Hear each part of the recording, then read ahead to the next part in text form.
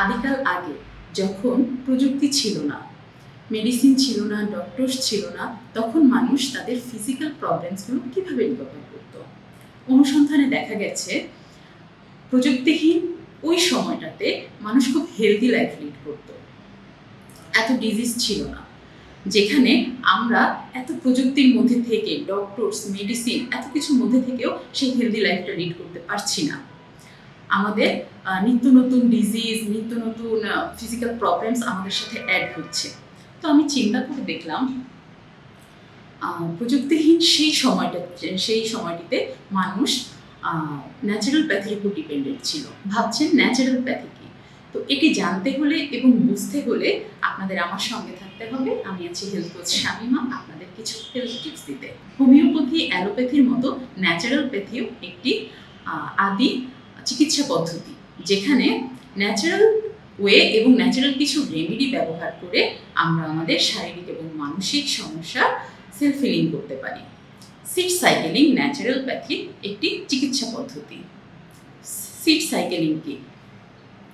Seed cycling হচ্ছে ন্যাচারালপ্যাথির একটি food remedy, যেটি ব্যবহার করে সম্পূর্ণ প্রাকৃতিক পদ্ধতিতে মানব দেহের ইস্ট্রোজেন এবং প্রোজেস্টেরন হরমোনকে ব্যালেন্স করা সম্ভব।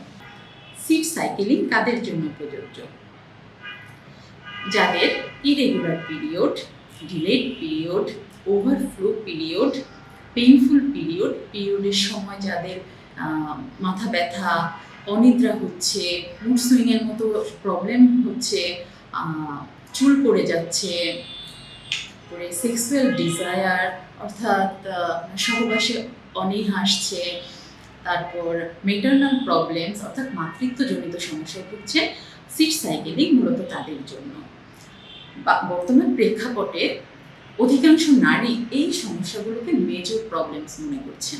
সিড সাইকেলিং কীভাবে করবেন? মিনিস্ট্রাল সাইকেলের ফেজ 1 থেকে 1 থেকে 14তম দিন পর্যন্ত নিয়মিত 1 টেবিল চামচ করে সকালে এবং রাতে ফ্ল্যাক্স সিডস অর্থাৎ তিসি এবং পাম্পকিন সিডস, যেটাকে আমরা কুমড়োর বীজ বলি, খেতে হবে।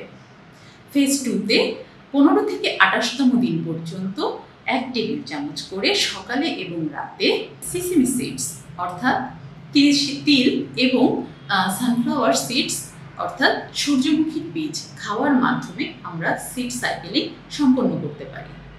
এবার আসেন, যাদের ইরেগুলার পিরিয়ড তারা কিভাবে সিড সাইকেলিং করবে?